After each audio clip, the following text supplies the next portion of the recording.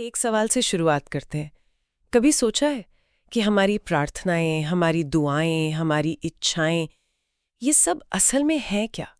अगर ध्यान से देखें तो ये कभी ना खत्म होने वाली शॉपिंग लिस्ट जैसी लगती हैं। मुझे अच्छी नौकरी मिल जाए, मेरा स्वास्थ्य ठीक रहे, घर में शांति हो। एक चीज मिलती है तो मन तुरंत दूसरी चीज के पीछे भागने लगता है।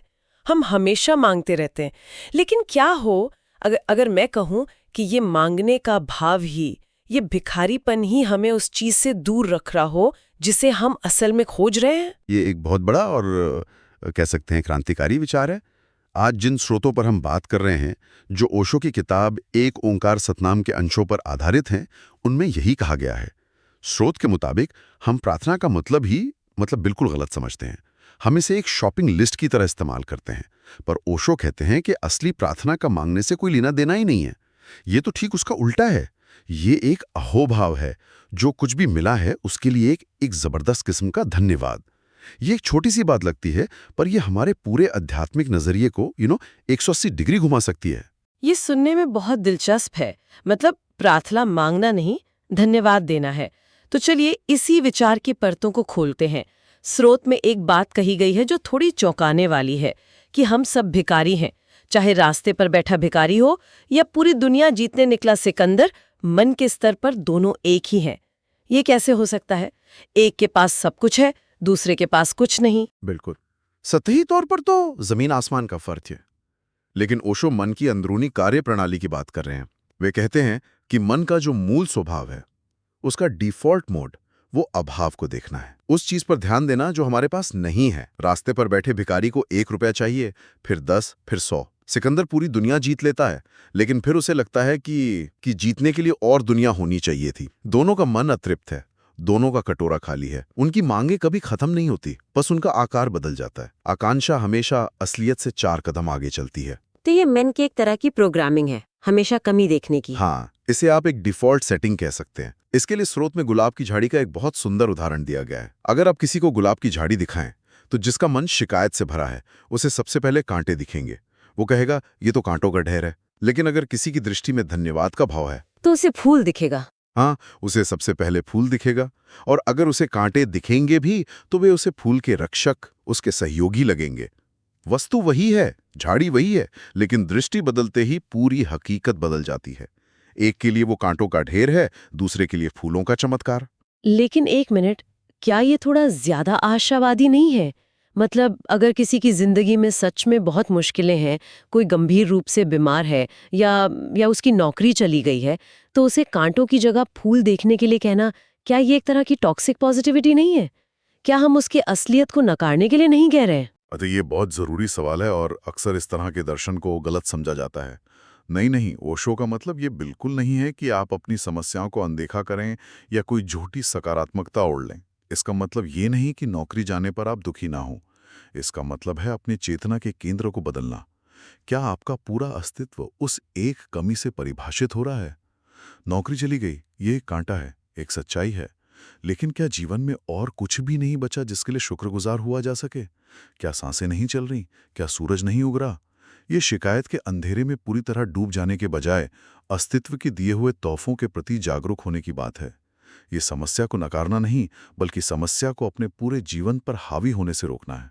अच्छा, तो ये जो मन का स्वभाव है, हमेशा कमी देखना, क्या इसका सीधा कनेक्शन हमारे ईगो या मैं से है? मतलब ये सोच कि मैं कुछ डिजर्व करती हूँ और मुझे वो नहीं मिला। आपने बिल्कुल सही नस पकड़ी है। ये मांगने की आदत, ये शिकायत सीधे सीधे हमारे कर्ता भाव से जुड़ी है। मैंने इतनी पूजा की तो मुझे फल मिलना ही चाहिए। मैंने दिन रात मेहनत की तो प्रमोशन मेरा हक है। हम हर चीज का श्रेय खुद को देते हैं। ये मैं है जो हिसाब किताब रखता है। मैंने इतना दिया, मुझे इतना मिला। और जब ये हिसाब गड़बड़ाता है तो शिकायत पैदा होती है। तो इस कर्ता भाव में क्या दिक्कत है? मेहनत करेंगे तो श्रेय तो लेंगे ही। और यही ओशो एक मौलिक बात कहते हैं जो थोड़ी गहरी है। वे कहते हैं कि जो भी काम मैं करेगा वो मुझसे बड़ा नहीं हो सकता। मुझसे बड़ा नहीं हो सकता? हाँ, हमारा अहंकार, हमारा मैं बहुत छोटा और सीमित है। और परमात्मा या ये अस्तित्व विराट है, असीम है। हम अपने छोटे छोटे कृत्यों से, अपनी छोटी छोटी पूजा पाठ से उस विराट को पाने की कोशिश करते हैं जो जो कि असंभव है। उसे पाने का रास्ता अकर्तृत्व से गुजरता है, यानी कर्ता भाव को छोड़ देने से। ये कर्ता भाव छोड़ना या अकर्तृत्व सुनने में बहुत आसान लगता है, लेकिन असल जिंदगी में तो हम इसी पर जीते हैं। मैंने ये डील क्लोज की, मैंने अपने बच्चों को पाला, मैंने ये घर बनाया, तो इस मैं को छोड़े बिना काम कैसे होगा? क्या ओशो का मतलब है कि हम कर्म करना छोड़ दें और सब कुछ भगवान भरोसे छोड़ दें? नहीं, बिल्कुल नहीं। ये सबसे बड़ा कंफ्यूजन होता है। अकर्तृत्व का मतलब अकर्मण्यता या आलस नहीं है। इसका मतलब है कि आप काम तो पूरी लगन से करें, पूरी ऊर्जा से करें, लेकिन उसके परिणाम का श्रेय खुद को ना दें। आप बस एक माध्यम बन जाएं, एक चैनल। जैसे एक बांसुरी खुद नहीं बजती, हवा उससे होकर गुजरती है तो संगीत पैदा होता है। बांसुरी बस एक खाली माध्यम है। ओशो कह रहे हैं, कर्ता मत बनो, बांसुरी बन जाओ, कर्म करो, लेकिन ये भाव रखो कि करने वाला कोई और है, मैं तो बस एक निमित्त मात्र हूं। इससे कर्म की गुणवत्ता बढ़ जाती है, क्योंकि अब परिणाम की चिंता और श्रेय का बोझ आपके ऊपर नहीं है। इसी से जुड़ा एक और विचार स्रोत में है जो बहुतों को विवादास्पद लग सकता है। उसमें कहा गया है कि किसी व्यक्ति या संप्रदाय का बनाया मंदिर, जैसे बिड़ला मंदिर या सिख गुरुद्वारा, वो उस व्यक्ति या संप्रदाय का है, परमात्मा का नहीं। ये तो बहुत से लोगों की भावनाओं को ठेस पहुंचा सकता है। क्या यह ओशो का मतलब ये है कि इन जगहों पर की गई प्रार्थना व्यर्थ है? ये एक बहुत साहसिक कथन है, लेकिन इसके पीछे के तर्क को समझना जरूरी है। ओशो का मतलब ये नहीं है कि ये स्थान पवित्र नहीं है या यहाँ की गई प्रार्थना व्यर्थ है। उनका इशारा उस दावेदारी, उस ओनरशिप की तरफ है। जब हम कहते हैं बिड़ला मंदिर, तो हम उस पर बिड़ला के अहंकार की एक मोहर लगा देते हैं। जब हम कहते हैं सिखों का गुरुद्वारा या हिंदुओं का मंदिर, तो हम उस विराट को अपनी छोटी छोटी पहचानों में बांध देते हैं। वे कहते हैं कि परमात्मा का असली मंदिर तो अनाम होगा, जिस पर किसी की छाप ना हो, जो किसी का ना हो, और इसीलिए सबका हो। बिल्कुल, इसीलिए सबका हो। ये संगठित धर्म के अहंकार पर एक गहरी चोट है। ये पूजा स्थलों के खिलाफ नहीं, बल्कि उनके ऊपर लगे इंसानी अहंकार के नेम टैग के खिलाफ है। तो अगर मांगना नहीं है, कर्ता बनना नहीं है, तो फिर एक धार्मिक व्यक्ति और अधार्मिक व्यक्ति में असल फर्क क्या है? स्रोत के अनुसार ये फर्क बहुत सूक्ष्म लेकिन बहुत गहरा है। अधार्मिक व्यक्ति को हमेशा लगता है कि उसे उसकी योग्यता से कम मिला है। उसकी पूरी जिंदगी एक शिकायत है। वो हमेशा हिसाब लगाता है, यार मैं ज्यादा डिजर्व करता था पर मुझे मिला कम। इसके ठीक विपरीत धार्मिक व्यक्ति को हमेशा ये लगता है कि उसे उसकी योग्यता से कहीं ज्यादा मिल गया है। वो हैरान होता है कि मैं सबके लायक भी नहीं था, फिर भी मुझे इतना कुछ मिला है। एक शिकायत में जीता है, दूसरा धन्यवाद में। और इसी धन्यवाद के भाव से फिर सेवा का जन्म होता है ना? बिल्कुल। जब आपका हृदय धन्यवाद से इतना भर जाता है कि वो छलकने लगता है, तो वही छलकाव सेवा बन जाता है। अब सेवा कोई सौदा नहीं है, कोई पुण्य कमाने का तरीका नहीं है, ये कोई कर्तव्य या बोझ नहीं है। ये तो बस उस विराट के प्रति एक छोटी सी कृतज्ञता है। और ओशो कहते हैं कि जिन्होंने ऐसी निस्वार्थ सेवा की, उन्हें ही सच्चा मान मिला। लेकिन ये अहंकार वाला मान नहीं है, ये कोई पद या प्रतिष्ठा नहीं है, ये तो आंतरिक गरिमा है जो अहंकार के मरने के बाद ही पैदा होती है। ये बातें ये आज की दुनिया से बहुत गहराई से जुड़ती हैं। प्रमोशन, पैसा, पहचान के लिए हमारी अनथीन दौड़, ये मन का वही भिखारीपन है।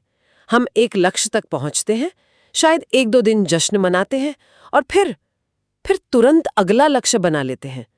उस पल की खुशी का अनुभव किए बिना, उस उपलब्धि के लिए धन्यवाद दिए बिना।